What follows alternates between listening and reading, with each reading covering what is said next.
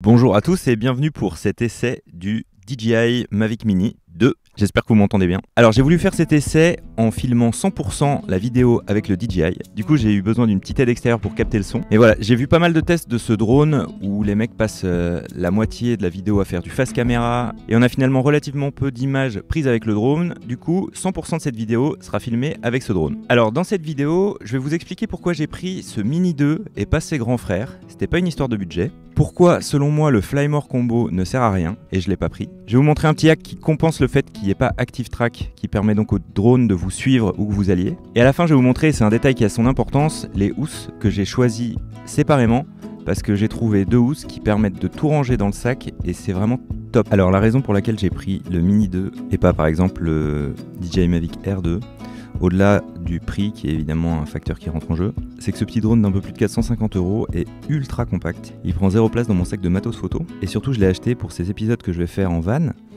Et le problème quand on est en van, c'est de se recharger en électricité et le problème des grands frères du Mini 2, c'est qu'ils ont besoin d'une prise secteur.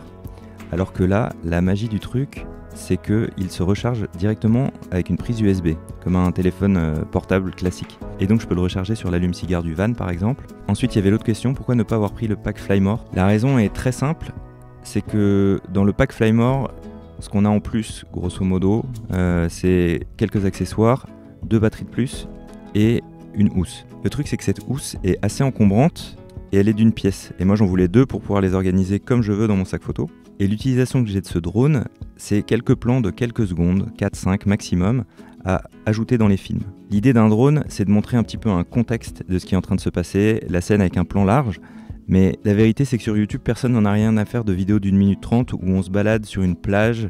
Donc voilà, pour cette utilisation où j'ai besoin de quelques secondes de plan de contexte, une seule batterie me suffit plus que largement.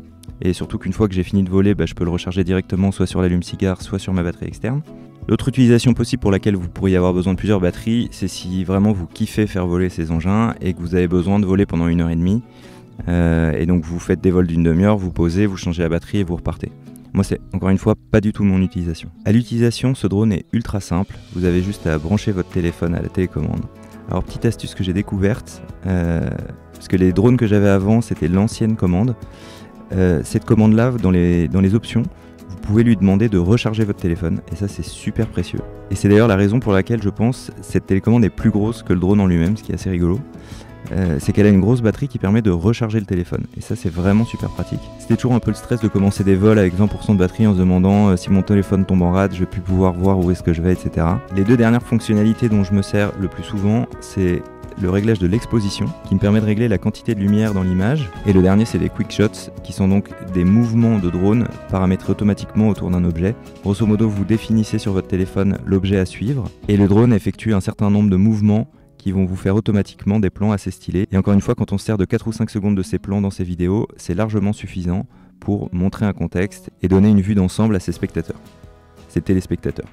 Ses YouTubo-spectateurs. Ah si, et la dernière fonctionnalité hyper intéressante, le bouton ici qui permet de passer de normal à ciné à gauche et à sport à droite. Donc sport, votre drone est ultra réactif, ultra rapide, normal c'est normal, et ciné, tous les mouvements sont hyper lents, ce qui permet d'avoir des images très très fluides et très très smooth, c'est assez stylé. Voilà, donc là je suis en train de me balader sur un chemin avec mon enregistreur et mon micro, les gens derrière moi me prennent pour un taré, c'est pas grave, c'est pour la science. Je vais vous montrer l'Active Track, ou en tout cas le semblant d'Active Track. Donc l'idée, c'est que ce qu'on va faire, c'est qu'on va demander au drone, en mode quick shot, une rotation, et je vais lui demander de tourner autour de moi en partant vers ce qui est la droite de votre écran. Et ce que je vais faire, c'est que je vais avancer en même temps que lui, donc il arrivera jamais à faire le tour de moi. Et comme il arrivera jamais à faire le tour de moi, on aura l'impression qu'il est en mode Active Track. Donc là, sur mon téléphone, je me suis mis comme cible, je vais me mettre un petit peu devant lui, et j'envoie le quick shot rotation. 3, 2, 1, go. Voilà, comme vous pouvez le voir là, la boîte de gauche c'est la boîte du drone, et la boîte de droite c'est la boîte de la télécommande. Et truc assez stylé, et les deux boîtes ne prennent pas plus de place que mes Adidas. Je vous mets le lien en description pour pouvoir trouver ces deux boîtes là précisément. En fait j'ai choisi parce que celle de droite, donc celle de la télécommande, elle a deux petits trous qui me permettent de ranger la télécommande sans avoir à démonter les petits joysticks et les ranger à chaque fois. Et en fait Voilà, j'ai besoin de pouvoir voler rapidement, j'ai pas besoin de passer des heures à monter et démonter des choses. Voilà, donc ces boîtes sont super compactes et vous les trouvez sur Amazon et le lien est en description. L'avantage si vous n'avez pas besoin de voler beaucoup, c'est que du coup ça vous fait le drone complet pour 475 €, quelque chose comme ça, au lieu de 600 avec un Flymore Congo. Voilà, j'espère que cette vidéo vous aura plu. Si vous avez des questions concernant ce drone, n'hésitez pas à me les poser en commentaire, j'en ferai sans doute d'autres. Abonnez-vous, ça soutient cette chaîne qui est une levée de fonds contre le cancer des enfants. Et je vous dis à bientôt dans une prochaine vidéo.